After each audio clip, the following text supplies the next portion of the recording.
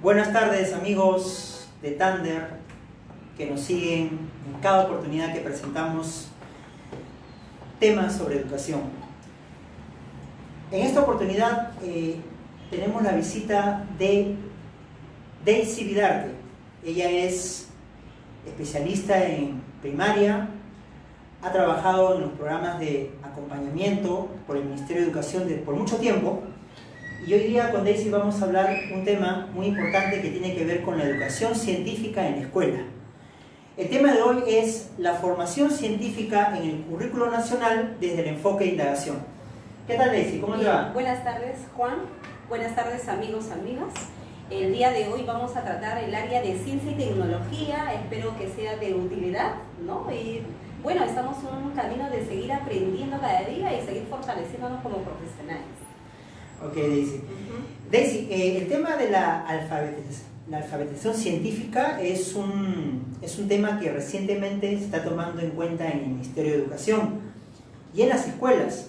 De hecho, que ya desde el Currículo Nacional 2016 y los últimos resultados de la prueba PISA del 2015 han dado ya algunas evidencias de que la ciencia es muy importante en la escuela.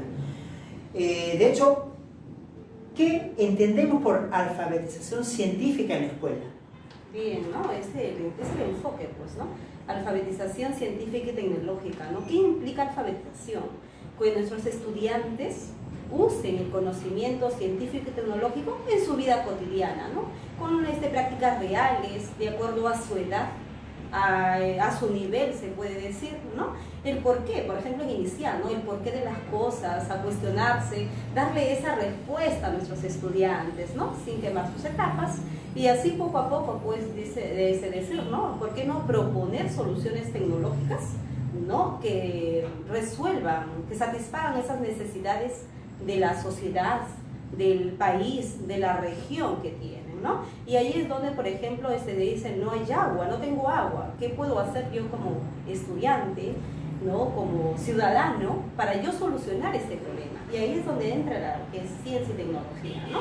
Puedo crear filtros, ¿para qué? Y así satisfacer esas necesidades básicas que tenemos el día de hoy. Y ahí es donde yo resuelvo esa competencia que me habla el currículo, ¿no? Entonces, como docentes, ¿cuál es ese trabajo? Debemos de aún seguir fortaleciendo ese derecho a la formación de ese ciudadano, donde él pueda desarrollar esas habilidades de orden superior, el razonamiento, la creatividad, el pensamiento crítico, ¿no? Es cuestionarse y, ¿no? Mediante temas personales, públicos, ¿no?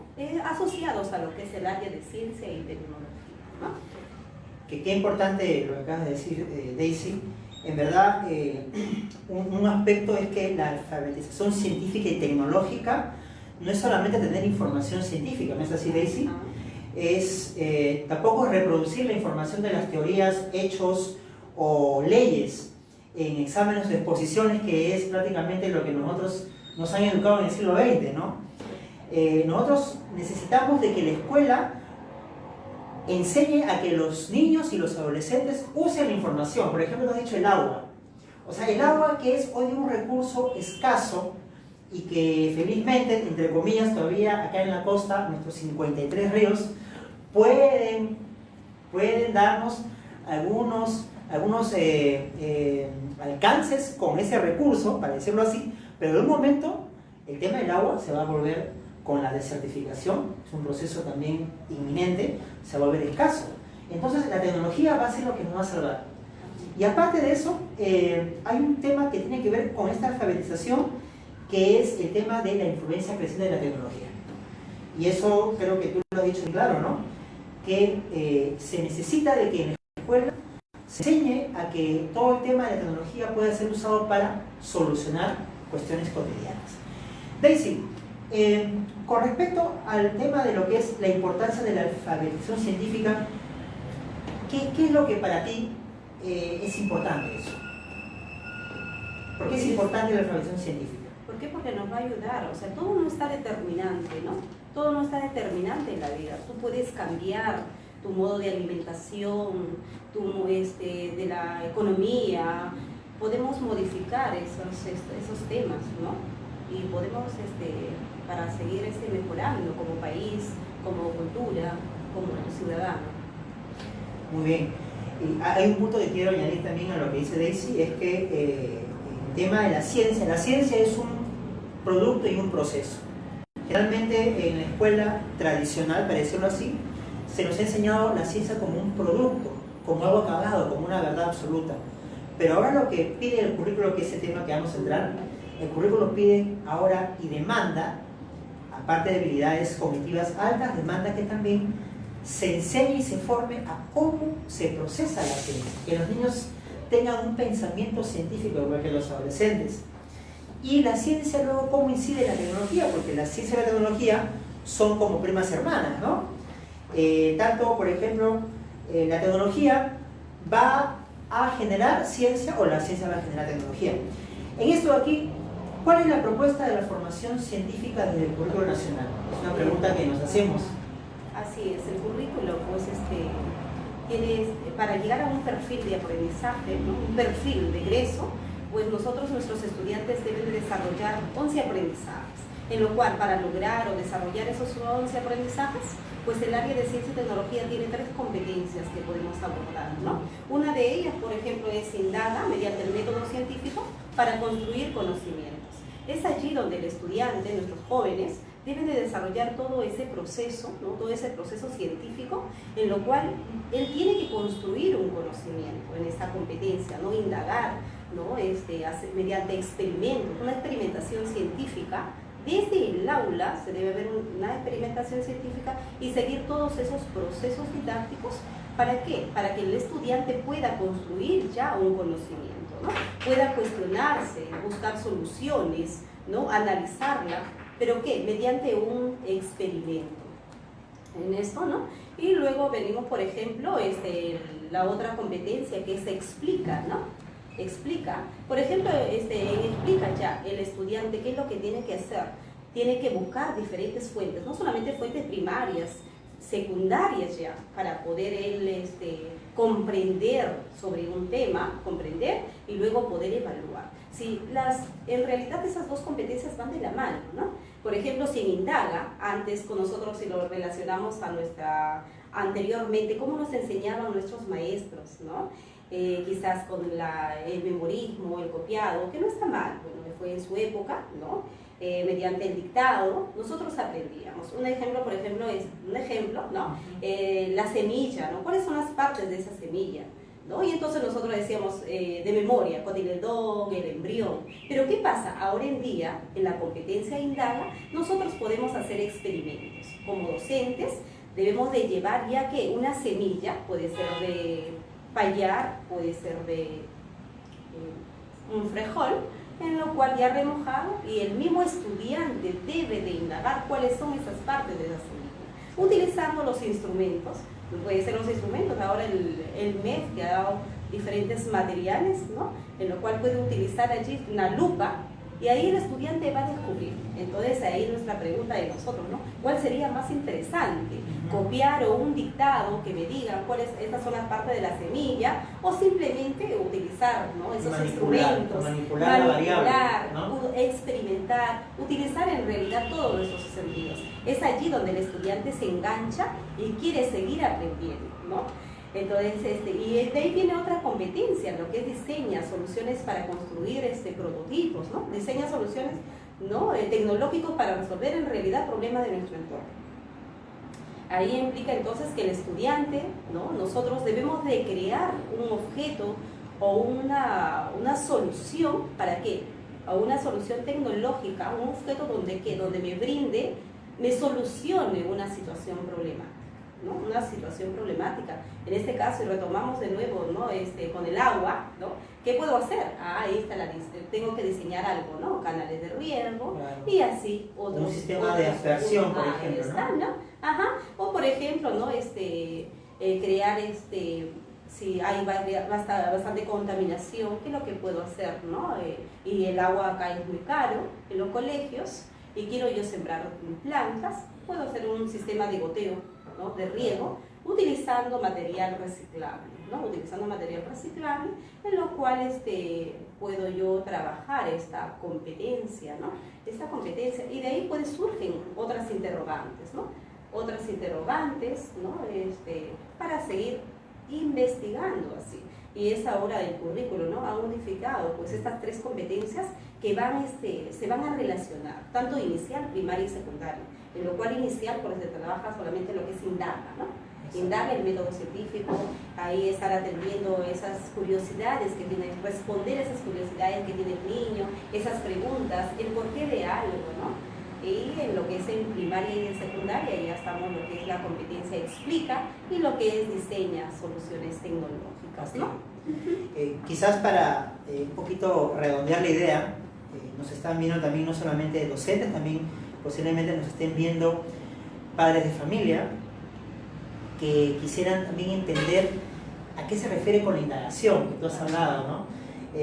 La indagación es una actividad multifacética que involucra realizar observaciones como lo que ha dicho la profesora Daisy, plantear preguntas, examinar libros, distintas fuentes de información, además buscar métodos distintos y revisarlo en función de un diseño experimental, utilizando ciertos instrumentos y llegar a algunas soluciones o algunas comprensiones que tienen que ver con el entorno. Y eso es el enfoque que prácticamente está apostando el currículo nacional desde el área de ciencia y tecnología. Ahora, cuando hablamos nosotros del enfoque de indagación, también tenemos que estar en el tema de las competencias que lo acaba de decir, ¿no?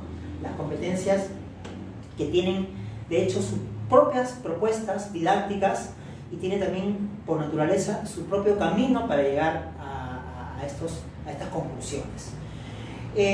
Bueno, Daisy, con respecto a lo que es el tema de la ciencia, nosotros sabemos que en el 2015 se aplicó el tema de lo que es la prueba PISA. La prueba PISA es una prueba internacional que en el 2015 reunió a 72 países que de hecho lo que se quiso hacer es saber cuál era la situación de la competencia científica, específicamente en el Perú. La primera vez que Perú participaba de una prueba, donde de hecho la muestra fueron 15 adolescentes, 6.971 estudiantes de 15 años, tomado a 281 instituciones educativas, públicas y privadas, del ámbito urbano y rural. Y lo que se quiso saber ahí en esa prueba era el tema de las habilidades, ¿no? Habilidades que tenían que ver con lo que es explica, evalúa, interpreta, contenidos que tienen que ver con los sistemas físicos, sistemas vivos, ideas, teorías, que eran los contenidos, y también procedimientos con respecto al uso de fuentes, por ejemplo, recolección, procesamiento e interpretación de datos. Y por último también los contextos, tanto personal, local y global, para también generar las pertinencias. Bueno, en esto de aquí, parte de lo que es los resultados de PISA es que de 6 niveles, el Perú se encuentra en el nivel casi 1, ni siquiera llega al 2, que es el nivel básico de desempeño. Y a partir de eso se ha detectado muchos problemas y dificultades que tienen que ver con la enseñanza. Quizás, ¿qué explicaciones nos podrías dar sobre eso, Daisy? Claro, ¿no? Ahora en esta época, ¿no? Los maestros ya estamos por se puede decir, mejorando una buena ruta, ya estamos trabajando con este método científico, ¿no? Con este método científico que nos pide el currículo. Para ello, pues, ¿no? ¿Qué implica seguir estudiando, seguir leyendo ese currículo? ¿Qué implica cada competencia? Esas capacidades que me van a permitir combinar para yo desarrollar esa competencia. Y allí, como docentes, entonces nosotros tenemos que mediar a nuestros estudiantes para que desarrollen ese pensamiento. Desde ahí insertar entonces en nuestras sesiones de aprendizaje situaciones que sean significativas para nuestros estudiantes, ¿no?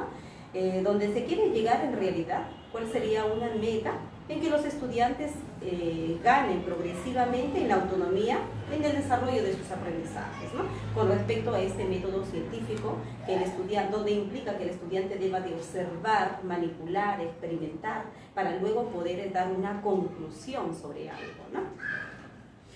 Es un camino muy largo el tema que se plantea con la demanda, ¿no?, curricular, como describe Daisy.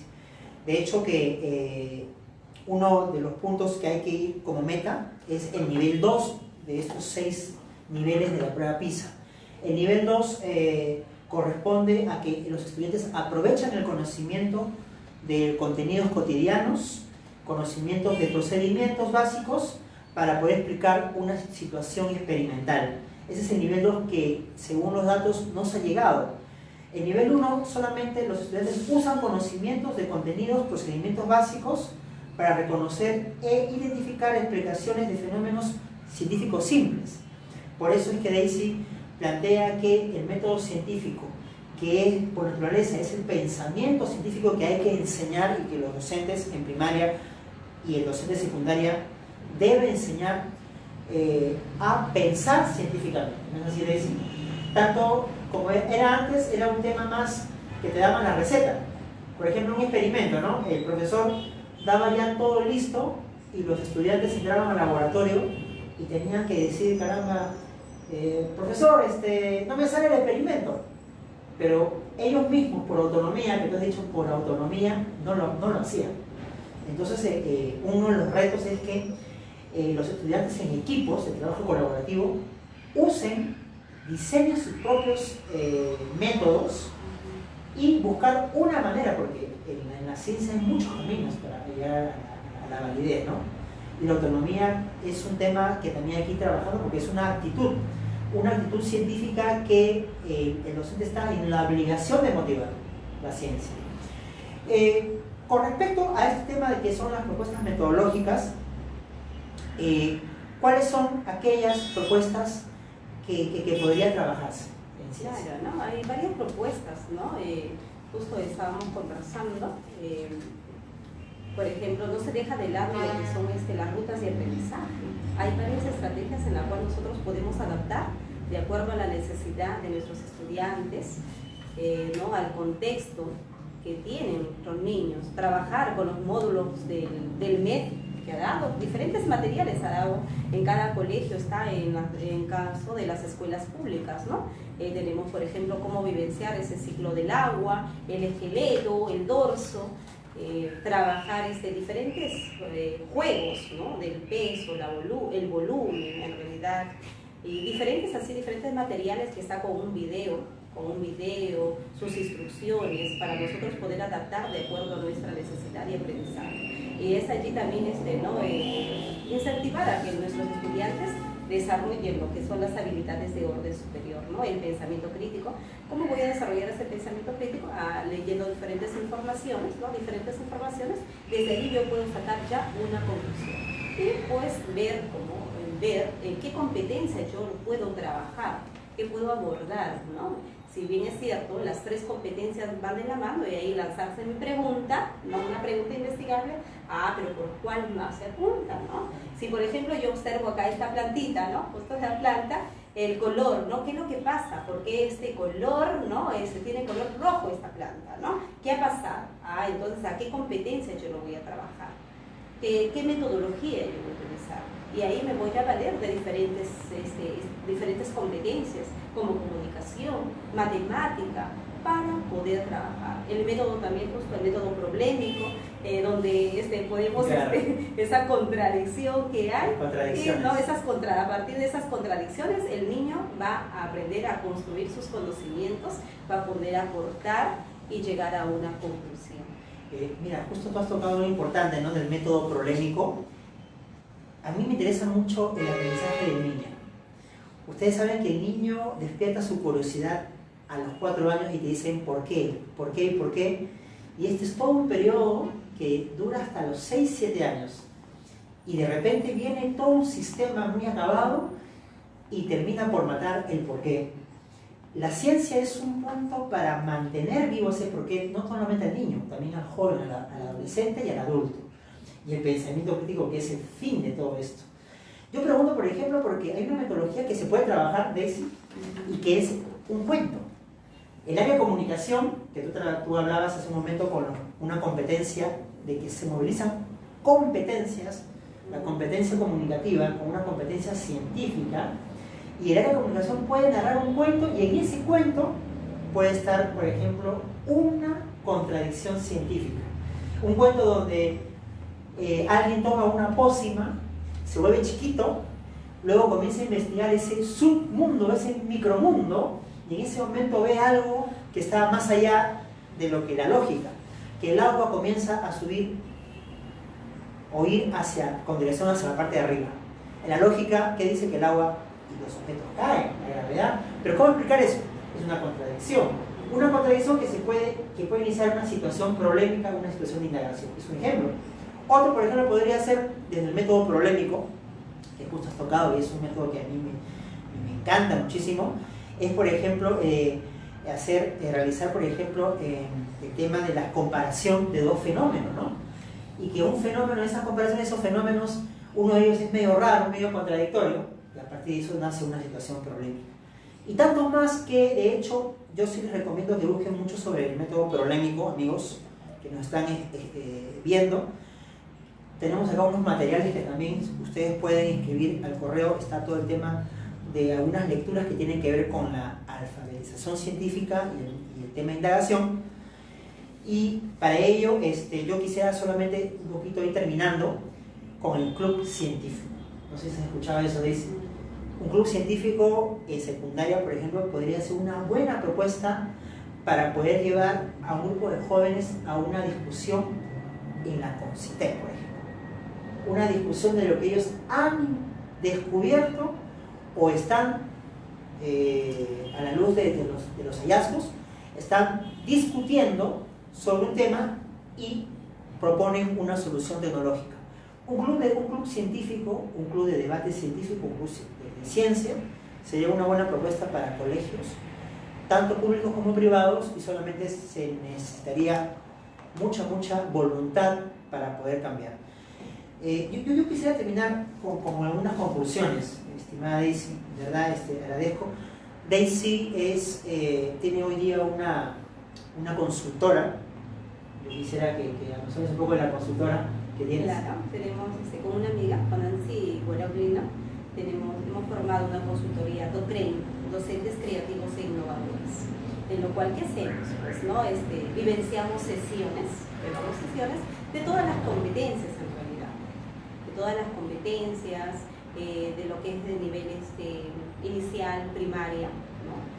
Damos talleres a diferentes colegios.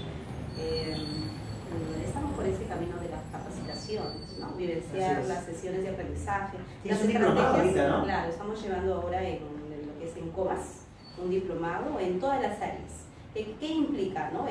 Las rutas, por ejemplo, no se deja de lado, ¿no? Así es. Ahí hay diferentes estrategias en las cuales nosotros la adaptamos a la necesidad de nuestros maestros, de nuestro contexto. Y es allí donde se vivencian esas sesiones con diferentes materiales a través del juego, que es importante, y nos ayuda a seguir fortaleciéndonos como docentes. Claro.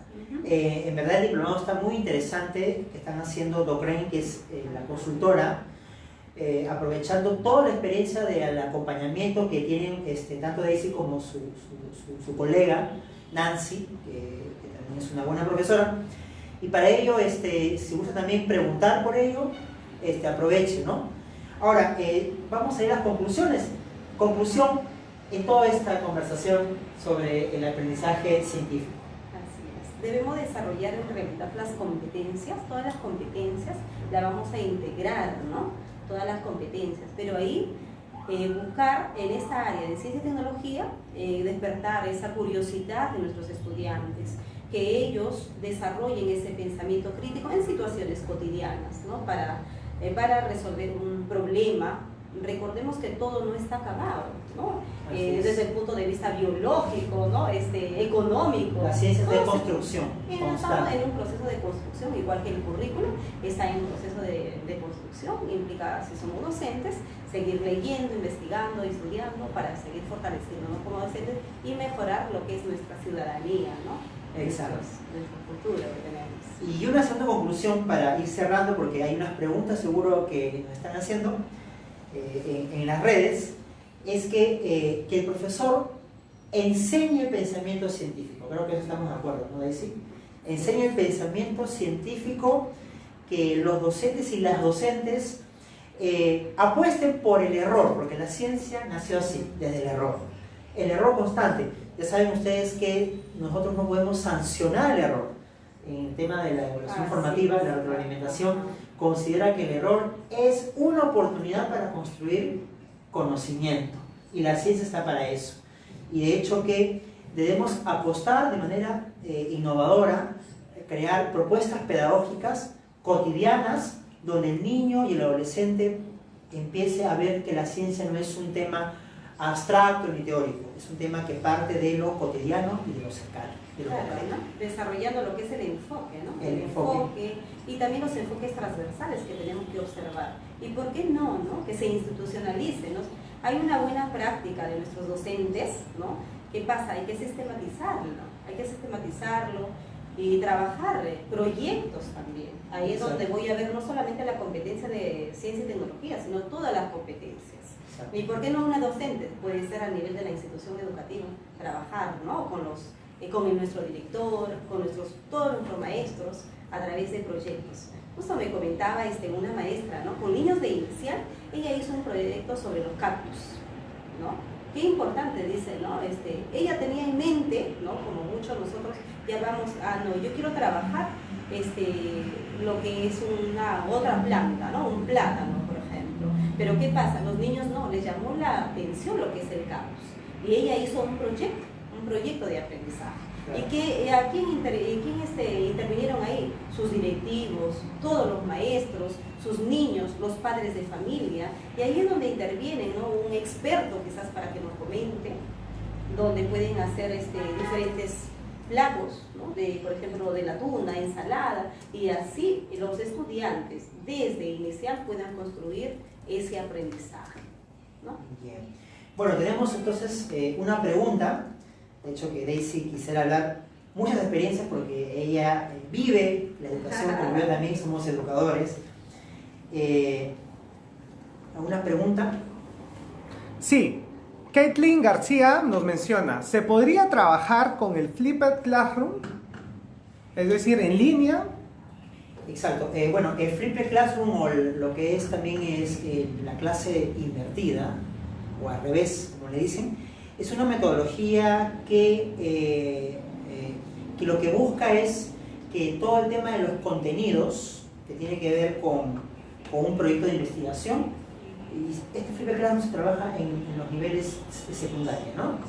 Para nuestra amiga, que estos contenidos que prepara el docente de manera virtual sean apropiados por los equipos de investigación para poder en el aula seguir avanzando todo el proceso de investigación. De hecho, que el Flipped Classroom, así como el ABP, aprendizaje basado en problemas, el ABP, son metodologías que calzan muy bien en un proyecto de investigación, proyectos que también de hecho apoya mucho acá Daisy, porque incluso esos proyectos pueden entrar a tallar para poder resolver situaciones mucho más complejas, ¿no? Ok, bueno, entonces agradecemos a la visita que nos ha hecho Daisy. En verdad ha sido estos aportes muy concretos con el área de ciencia y tecnología, con el enfoque de indagación, con lo que ya, qué es lo que se propone, qué es lo que se busca. Hay unos resultados PISA, que todavía el Perú está en el nivel 1 de 6 niveles, Singapur está en el nivel 4, es el primer país que maneja mucho la indagación científica, la alfabetización científica. Chile, Colombia, México nos supera todavía, pero tenemos que trabajar, y de hecho que Daisy, desde la consultora que tiene, está haciendo todo lo posible, aportando un granito más a la formación y al desarrollo de todo ello. Bueno, muchísimas gracias Daisy, en verdad ha sido Gracias. bastante reconfortante. Gracias. Bueno amigos, Thunder por 14, hasta la próxima.